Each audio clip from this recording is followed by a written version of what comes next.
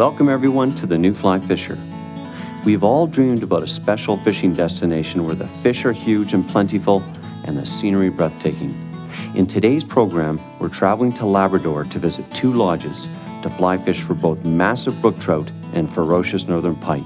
It's going to be a great show. Stay with us.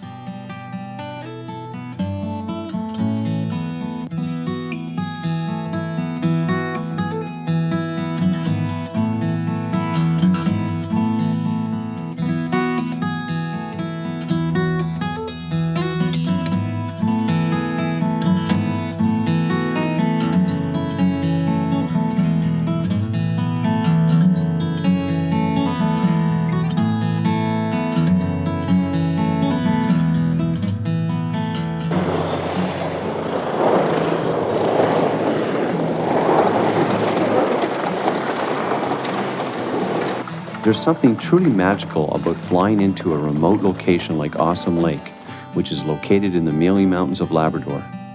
Everywhere around you, nature bounds from black bears to gentle Canada jays. The environment is soothing and restful, something you could never get at home. Best of all, this is where some of the best fly fishing in the world exists. In the first part of today's program, we're visiting Awesome Lake Lodge. This beautiful lake is fed by cold water from the snow melting in the Tilley Mountains. Within this cool lake, there abounds brook trout of up to 8 or 9 pounds in size. On average, anglers can catch a 16-inch fish with ease. The only problem may be that these smaller fish tend to be attacked by the larger trout before you can even get them in the boat. Len Rich discovered this lake years ago and started Awesome Lake Lodge. He spoke to me about the history of this lake and a little bit about the experience of fishing here. In 1985, I was working with tourism.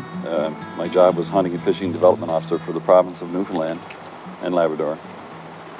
My responsibility was quality control, inspecting the various camps, talking to people, doing some marketing, that sort of thing.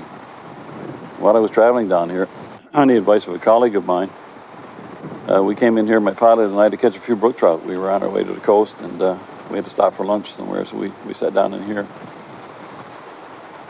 And that's how the lake was found. It was unnamed. We knew it was English River and there was a pond here, but basically that was all. First couple of fish I caught, in here I broke off. It was a mouse I had on, and it was a peak year for the lemmings that year. So finally landed one. Got into some pretty heavy tippet and a big mouse, and caught a fish that was about 5.5 pounds, so I saved that one. Caught another one, broke off another one, and finally landed one that we weighed 2 hours later. When it was cleaned, it was still 6 3/4 pounds in, so we figure it was about 8 pounds. And that fish, when my pilot saw it, he said, wow, he said, that's awesome. He said, as a matter of fact, this whole place is awesome. So that's how we started Awesome Lake. We actually named the lake then, but didn't build the lodge here until 1990. And in 1990, I was touring with a friend of mine, Ken Schultz, who's a writer, well-known writer for Field and Stream. And on Ken's advice, I decided to develop a lodge here. It meant I had to leave my job with tourism, but I thought this was an important thing to do. And that's how the lodge got started, and right now we take 8 people a week. It's very remote, very exclusively all brook trout in this system. That's all we have, so there's no other species of fish like northern pike or lake trout or anything else, which is kind of unique, because whatever you catch here is going to be a brookie. Just don't know whether it's going to be 8 inches or 8 pounds. And there are 8-pounders in here. Our policy here at Awesome Lake is total catch and release. We feel that we can manage the resource much better that way. We do allow a few small fish for shore lunches, fish that are under a pound probably, or a pound and a half. And that seems to be enjoyed by the guests. As far as the large fish go, we figure fish from 3.5 to 5.5 pounds are our prime breeding stock. So we enforce the barbless hook policy here. And we've never seen a dead fish. We've never seen a fish that was injured by a barbless hook. Of course, the barbed hooks really give it a hard time, difficult to release, and it's stressful on the fish. So what we do as well, we use just a plain cotton glove as a release glove.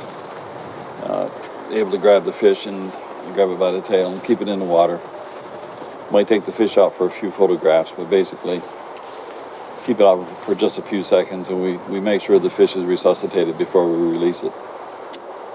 And we've been doing that for 12 years now. Never had a problem. And our guests seem to appreciate the catch and release aspect of it. They know they're going to catch fish, and what we catch this week, we might catch again next week or the week after, and perhaps next year.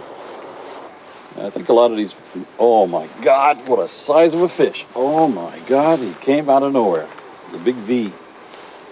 Oh, they're here. These fish are predatory. And they like anything that looks big and ugly and might be good to eat.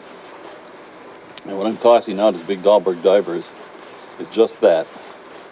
It's big, it's green, looks a little bit maybe like a wounded minnow. And that's what it takes. That fish was huge. It just rolled for that fly. Oh, gotta try it again. My heart. It's funny, after all these years, you still get excited. I've seen the rise like that. Oh, this is a little larger fish. Oh, much larger.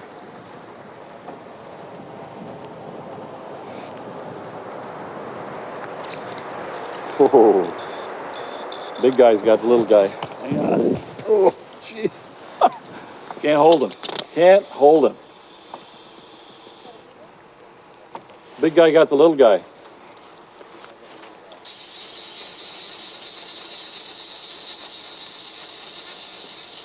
Stole him off my hook.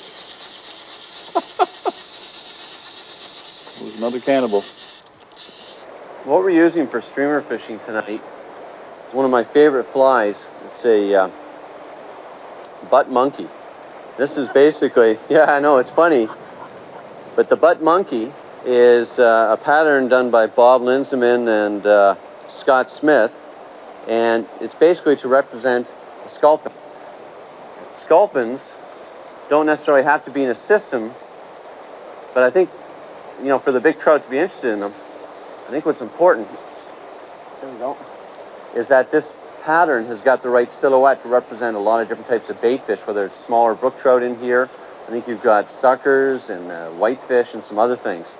And it's got a lot to do with the action you impart. And what I'm doing here is a jerk strip. And see, look at that, right there at the boat. The jerk strip makes the fly flutter. Oh, look at it, he's just whacking it right here. It's just a little guy. But the jerk strip makes the fly flutter and look like it's wounded underwater. There's something wrong with it. It can't get away. Now I'm using a full sink line. This is number 6 line. And it's taking it down very quick. And then additionally, I put a couple split shots just ahead of the fly. And what it does is it gets it down deep fast. And then when it pauses, it does that little flutter and fall, which seems to really excite the fish.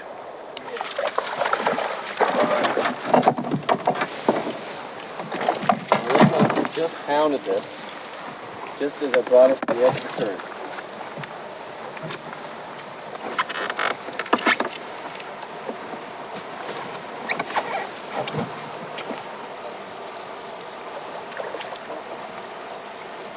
He's a nice one. It's funny, this is what seems to be happening the last few days. A lot of them are taking the fly just as it comes to the end. There it is. What a beautiful fish. Look at that. You ready for him? I'm going to try and bring him in right away. Yeah. His nose right up. Okay. He's in. Well done. Yeah. No monster. No, he's not as big as that. But you know what it is? The current, I think, really makes it. Would you like to take him off? You want me to do go it? Go ahead there, Mara. Just pop it out and you release him.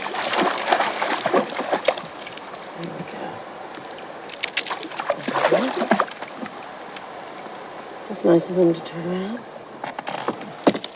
That's a nice fish, Colin. Beautiful.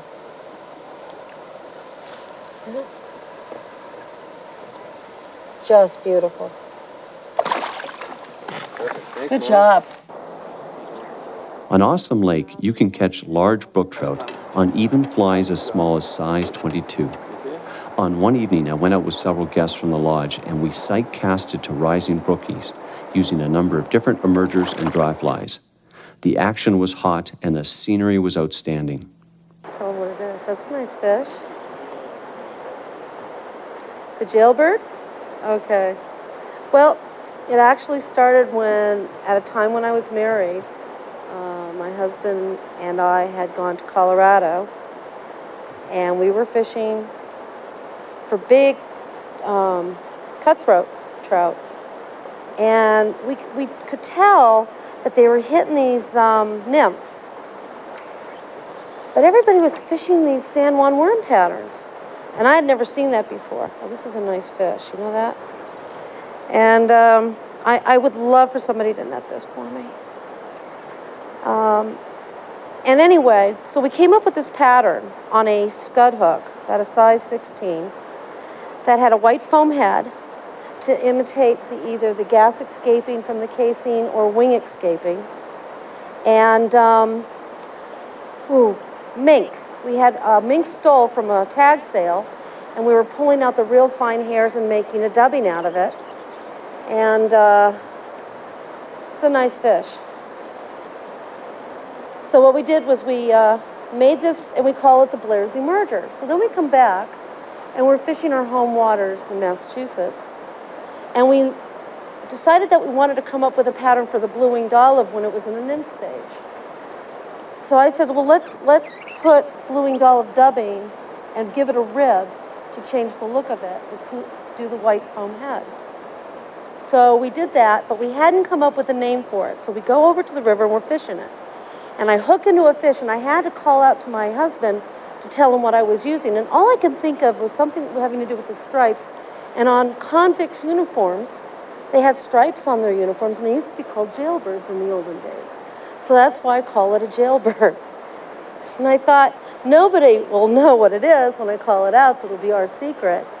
And it's always been that, and it's been a pretty successful fly for quite a while now, on every river that I go to. Yeah, it's a blue-winged olive nymph, but I'm fishing it like a dry or an emerger. I really would love to try and get this guy in now, because, yeah, he's just beautiful. He's tired, and so am I. Oh, yeah, let's do this. You know something? I am going to do my darndest to bring him to you. Here he is. Here he is. Yeah. I'm actually going to sit down, too, and reel in as much as I can. Strip in as much as I can. Yeah, I'm hoisting. Beautiful. Oh, yeah.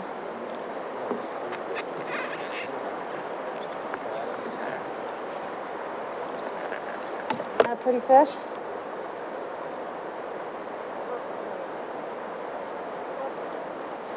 Thank you. I'm going to be doing sight fishing right now for these brook trout. What I'm doing is I'm throwing this jailbird and treating it like a dry fly. Actually, it's an emerging dun for the blue-winged olive. And so the top of it is going to be sitting on the surface, but it's extremely hard to fish. You can hardly see it, especially in this low light. So what I do is I toss it out, and then every once in a while I'll just bring it up towards me so that I can see the riffle around the fly, and then I drop the line down, and I just kind of visualize where that fly is out there. Then if I see a hit, I set to the hit, and I assume that it's my fly. And so far I've been able to pick up a couple of fish that way. And you know, if you can get your eye really trained to follow your line, you got to learn how to be the ball. Find the fly where it lands. If you can't see it, then visualize where the end of your line is and where that line is going beyond it, the mono to the end where your fly is. And if you're having trouble with current, just lift your rod till you can see the wake behind the fly, and then drop your tip down. You'll be able to tell where your fly is again, and then follow it. Keeping your rod tip down will help you to hook up so that when you set, you have more area in which to set in. And what's going on right now with these fish is there's a pattern to what they're doing. So we are fishing to that pattern. We're not moving. So often you go to the fish. Well, on a river such as this, you do that, you're going to flatten the fish. They're not going to come around. But if you sit tight and let the fish come to you, you see where they're working. And what these fish are doing is like they're coming towards us, and they kind of circle around and go back, and they're feeding in this little area here based on the stuff coming down to them. And so what we're going to do is let the fish come to us instead of going to them, and that way we're going to get more opportunities to catch fish. Because if you just chase fish, you're not going to catch a lot of fish because you're going to keep flattening them. Look. Trying to take a look.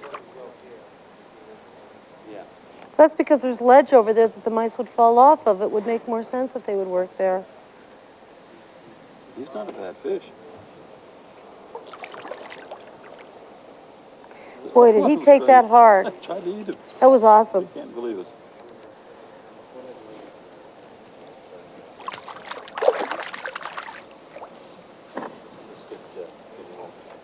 This is a couple of common bass. From a plate.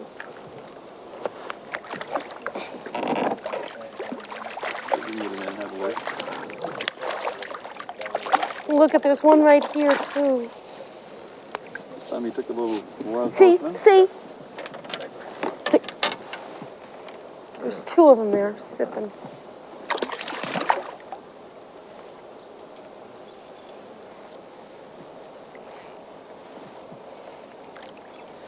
Disoriented, there he goes. That's it.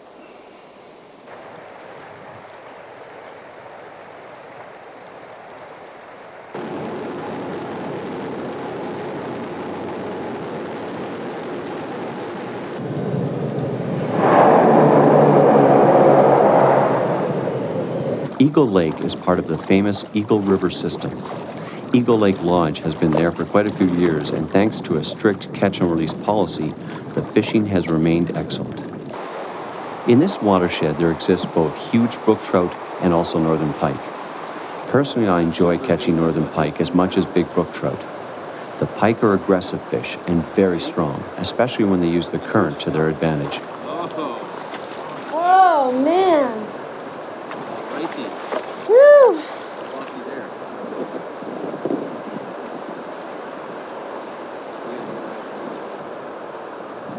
Whenever you're ready.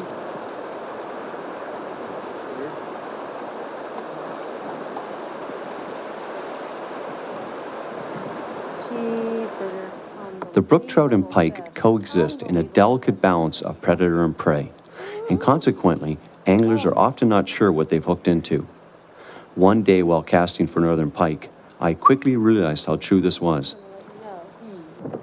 Now, I gotta tell you, what's happened here is I cast out this streamer with a sink tip or a full sinking line. I was working across the current.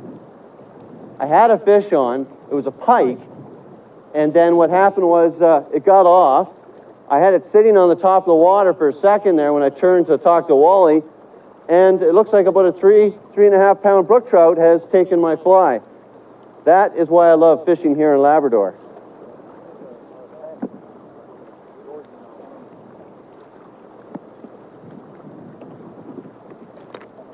Now the good thing is, I've got a wire leader on here, which is 15-pound test, so we can really get this fish in fast or quickly.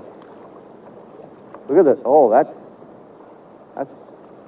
Unfortunately, we don't have the proper landing net. Oh, look at that. That's beautiful. Here, just stay there. I'll come and I'll get the fly up quickly using barbless hooks. There we go. All right. Okay, yeah, it's great. Why don't you slip them in there? You should revive real quick. All right. Hey, listen. Great. Thank you. Len Rich wrote a book a few years ago that detailed a great deal about the wonderful fly fishing opportunities that exist in Labrador. He talked to me about why he wrote the book. I've been fly fishing for about 37 years, and I've had a variety of experiences. When I worked with tourism, I toured Labrador and Newfoundland, covered a lot of ground, had a lot of fishing opportunities, and I learned quite a bit. Some of these tips and tactics I felt like I'd want to pass on to other people and help their enjoyment of fishing. A lot of people go fishing, they don't really know where to fish, they just start throwing a line and hoping that there's going to be a fish on the end without actually targeting where that fish is going to be lying. The fish is going to be lying somewhere where it's not under a lot of stress, where it doesn't have to swim and battle the current, where it's real easy to grab some prey as it floats by. So generally speaking, a pocket water is a space around or by a rock where there's some turbulence and they can just float rather effortlessly, really, in the current and grab these things as they come by. Obviously, outlets and inlets to a pond or a lake or any major input to a river is a great spot to fish. And these are places where fish are going to congregate because food is there, and they're going to follow the food. And the best thing a person can do when he walks into a strange place is sit on the bank and look and watch and spend 15 or 20 minutes or even an hour watching what's going on. And these fish are going to show eventually, rather than just jumping into a pool and flogging the water. A foam line is on the edge of a current.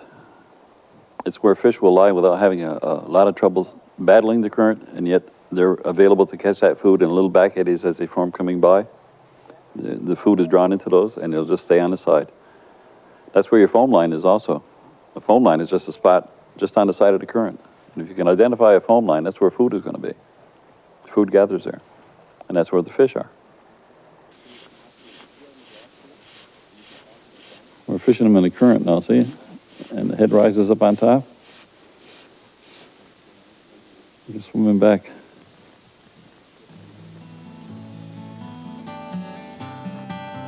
Lemming! Try to slip that hook out of there without getting bit. That's Mr. Pike. Going to Labrador is definitely a dream trip for anyone that wants to catch huge brook trout and northern pike.